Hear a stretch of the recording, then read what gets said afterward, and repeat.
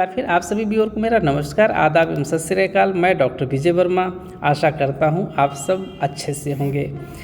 आज हम अपने सभी फील्ड रिपोर्ट्स के लिए हम बात करेंगे डिटेल्स में मिल्क फीवर के बारे में। मिल्क फीवर को फील्ड में कई नामों से जाना जाता है, जैसे hypocalcaemia, parturient apoplexy, calving paralysis जैसे कई नामों से जानते हैं। मिल्क फीवर एक्चुअली में एक मेटाबॉलिक डिजीज़ है जो ज़्यादातर अधिक दूध देने वाली गायों और भैंसों में पाया जाता है। कुछ भेड़ और बकरियों में भी ये बीमारी पाई जाती है। मिल्क फीवर एक्चुअली में 4 ऐसे समय होते हैं जब ये पाया जाता है और ये समय काफ़ी ख़ास होता है। ये अगर आप ध्यान रखेंगे तो काफ़ी हेल्प करेगा डायग्नोसिस आपको बनाने में। एक होता है बच्चा देने के जस्ट पहले, मतलब आखिरी के दिनों में, उस समय भी मिल्क फीवर होने की संभावना होती है। और दूसरा जो सबसे ज़्यादा होता है बच्चा देने के 72 घंटे के अंदर, ये सबसे ज़्यादा कॉमन होता है। और तीसरा होता है बच्चा देने के 10वें दिन के आसपास, उसमें भी मिल्क फीवर होने की संभावना काफ़ी होती है। और चौथा होता है कि बच्चा देने के जब दूसरे तीसरे माह होता है, जब एनिमल हमारा पीक लैक्टेशंस में पहुंचता है, तो अगर एनिमल जो ओनर होता है, जो हमारा पशुपालक होता है, अगर वो उसको प्रॉपर मात्रा में कैल्शियम नहीं देता है तो उस समय भी मिल्क फीवर होने की संभावना रहती है। जनरली कैटल बफेलो के जो ब्लड सीरम होता है उसमें अगर मिलीग्राम में कैल्शियम का लेवल देखेंगे तो लगभग 10% के आसपास का होता है। लेकिन जब ये घटकर 7% से कम होने लगता है तब उस एनिमल्स में मिल्क फीवर के लक्षण आपको दिखाई देना शुरू हो जाते हैं। एक और आप देखेंगे जो मिल्क फीवर बीमारी होती है ये ज़्यादातर ठंडियों के मौसम में आप ज़्यादा देखते हैं, ज़्यादा दिखाई पड़ता है आपको। इस मिल्क फीवर जैसी बीमारियों में जो ब्लड में आयनिक कैल्शियम होता है वो कम हो जाता है, जिसके कारण पशुओं में मस्कुलर वीकनेस, मतलब उनकी जो मांसपेशियां होती हैं वो कमज़ोर होने लगती हैं।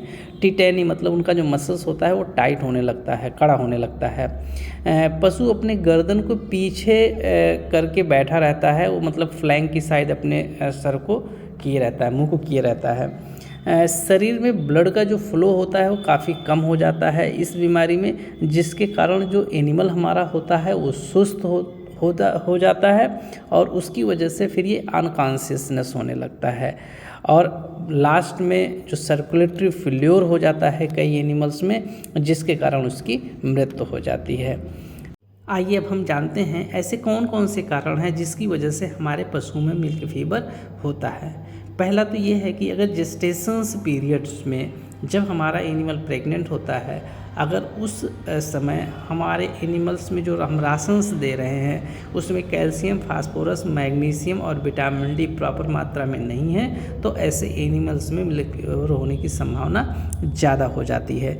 दूसरा होता है बच्चा देने के तुरंत बाद जो कोलेस्ट्रम हम लोग निकालते हैं, अगर उसको एकाएक ज़्यादा मात्रा में निकाल देते हैं तब भी उसके ब्लड में कैल्शियम की कमी हो जाती है और वो मिल्क फीवर के लिए प्रोन हो जाता है। तीसरा कारण होता है कि अगर हमारा एनिमल एज्ड हो गया है। एज्ड एनिमल्स का मतलब ये होता है जो जिनकी उम्र ज़्यादा हो जाती है, उसमें एनिमल का जो बोन होता है वो काफ़ी हार्ड होता है। हार्ड होने की वजह से वहाँ से कैल्शियम्स ब्लड में लाना आसान नहीं हो पाता है, तो ऐसी परिस्थिति में भी मिल्क फीवर हो जाता है। एक पांचवा कारण होता है कि अगर हम अपने एनिमल्स को जो राशन दे रहे हैं उसमें कैल्शियम, फास्फोरस, मैग्नीशियम और विटामिन डी प्रॉपर मात्रा में नहीं दे रहे हैं तो हम, चाहे वो प्रेगनेंसी पीरियड की बात हो और चाहे वो लैक्टेशन पीरियड में ये चीज़ ध्यान ना देंगे, तब भी जैसे ही ब्लड में कैल्शियम और इन सब आयनों का डिसबैलेंस होता है मिल्क फीवर की प्रोनेसिटी बढ़ जाती है।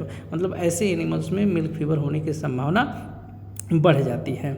एक लास्ट और छठा कारण होता है कि अगर स्ट्रेस फैक्टर, ये आप देखेंगे कि अगर कोई एनिमल्स हम सपोज बच्चा देने वाला है और उसको हम ख़रीद करके बहुत दूरी से ट्रेवल करा के लाते हैं, तो उसकी वजह से इसमें स्ट्रेस होता है और स्ट्रेस की वजह से भी मिल्क फीवर होने की संभावना बढ़ जाती है। या हाई लैक्टेटिंग एनिमल्स है, उसको हम ख़रीद करके बहुत दूरी से लेकर के आ रहे हैं, तो उसमें भी मिल्क फीवर होने की संभावना बढ़ जाती है। मिल्क फीवर से संबंधित रिमेनिंग पार्ट मतलब उसके सिम्टम्स के बारे में, उसके डायग्नोसिस के बारे में और उसके ट्रीटमेंट के बारे में पार्ट 2 में बताया जाएगा। तब तक के लिए जय हिंद, जय भारत।